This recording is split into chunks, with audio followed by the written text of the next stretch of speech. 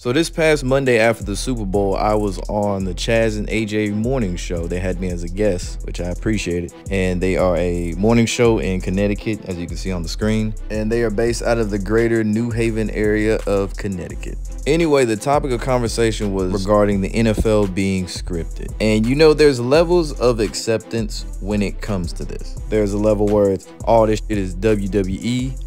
There's levels where it's just the refs, the players aren't in on it. And then there's no way that this is scripted at all whatsoever. They worked their whole lives to get here. They wouldn't just throw away a chance to win a Super Bowl or a playoff game. I'll let y'all decide where they land on this scale. Fair use act, nigga. All right, so the Kansas City Chiefs won another Super Bowl. Way to go. We got a guy on now, and this talk has been getting... it's getting louder and louder that the NFL is scripted. Lobo is on now. You believe the NFL is scripted? 100%, I believe it's scripted. I'm with you. 100%. 100%. So every game, or tell me how it works. So to answer your first question, yes, every game. But a lot of the things that go into it is what are the narratives around if a certain team wins? What are the main storyline talking points? And, of course, the betting aspect of it, the money behind it. Like with the Chiefs, they have this whole Taylor Swift, Travis Kelce storyline that they've been following the entire year. They make it a point to always show her every time the Chiefs score a touchdown. And it's super convenient. They just so happen to win the Super Bowl, and they just so happen to get a camera shot of Travis Kelce with the Lombardi, with Taylor Swift. But what makes you think that it's... Don't you think it's a lot to have all of these people in on it and nobody talks about it? No, because of sports entertainment. They've said that in federal court. I mean, it did seem kind of odd that all of a sudden, in the last part of the game, all of a sudden the Chiefs came to life, and you got Mahomes running through, and no one's trying to tackle him. I mean, it did seem kind of like, I'm like, yeah, maybe there's something to this. Really? There are plays where I'm like, wait a minute, no one. Where the hell was everybody? Lobo, what'd you say about federal court?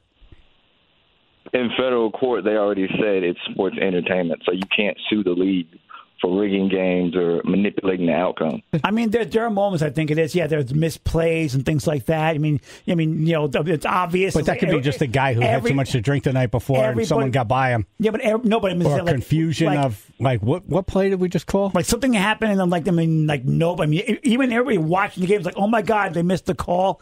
Like nothing said. Some of these plays though, where there's this long pass and multiple defenders, and the ball gets in there. You could write that in a script, but you can't do it. I think I don't think it's scripted. I think it might be suggested. There might be. There's a guide, a plan. There's a lot of encouragement. There's a plan, I think, and not so much a script, but there's a plan as how the game should go. And you guys figured out how it's going to go, but these guys are going to win. All right, Lobo's on, and he has some insight on this. Tell us how does the season work? There's a book at the beginning of the season before the first game is played. And at the end of the book, it says the Chiefs win the Super Bowl? Yes. And actually, there's a fun little tidbit fact about the Chiefs.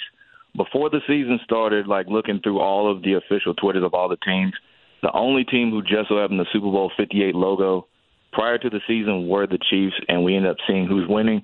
But, yes, it is a story because the whole adversity for the Chiefs throughout this entire season was that the receivers were dropping the passes. Patrick Mahomes wasn't getting the help that they needed. Travis Kelce's on the tail end of his career. He's not looking like himself. And they had to battle all this adversity. They were the underdog leading up to the Super Bowl. Even then, they were still the underdog, and they had to overcome the juggernaut, if you will, of the San Francisco 49ers. So that is the whole roller coaster of a story. They don't want it to be too predictable coming out the gate. They have to make you think one way it's going to be the Ravens and the Niners, and then hit you with, it's going to be the Niners and the Chiefs. I was thinking about this, and a couple weeks ago, I thought, well, maybe not 2 weeks ago, but I was thinking, the Lions would have been a better storyline because they've never been there.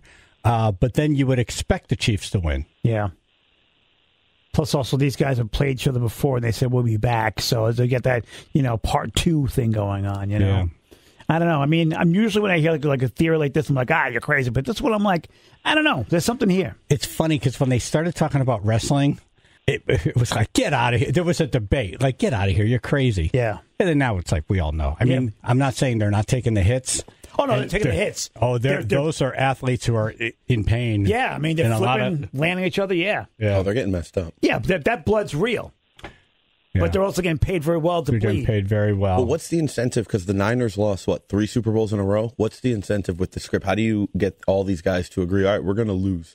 That's where they lose me on these things. Right. Because how are you going to... That is a good point. How do you get a team to agree? How do you agree? Oh, collectively we're to good, lose. and then How do you get Jerry Jones from the Cowboys, after investing all this money, to say, yeah, okay, we'll be out early in the playoffs every year? Simple. The owners don't care about winning championships like that. They care about making money. And when you have players getting paid millions of dollars to do something, it's easy to influence people. They don't want to jeopardize that money. They don't want to jeopardize those pensions by not following what they're supposed to do. Why do you think Cam Newton didn't go for that fumble in the Super Bowl? Why do we not hear? Said grab it, but then he pulled his arm back. So there's a player here or there, like ex-NFL players that are speaking on podcasts, but you would think there'd be a lot more people who would leave and be pissed and say... Why your axe to grind? Right, and talk about it. Why aren't more former NFL players not talking? Because they don't want to burn any bridges they have for future connections to say get a job in TV or anything like that. That's why. Okay. Gotcha. Yeah. Again, I'm not saying this is crazy. Lobo, I mean, I'm guessing your TikTok account is getting a lot of steam and getting a lot of followers, because this theory doesn't go away, and I could see it snowballing. Like more people are talking about it. I mean, it doesn't help when the NFL does every commercials. Year, it's always something weird that happens in the Super Bowl. Isn't it funny when you think about it? Kyle Shanahan has been in the only 2 Super Bowls that went into overtime, and both times he had to lead and his team lost. Actually 3, if you count the first time the Niners and Chiefs played. Well, he was offense coordinator. Yeah, he was the OC for the Falcons. For the Falcons. Yeah, and that was the largest deficit ever in Super Bowl history to be overcome. Mm-hmm. All right, interesting. Lobo, you're not the only one who thinks this. No, man. And we'll link up to your TikTok, Instagram, and YouTube. Thanks for coming on, man. Appreciate it.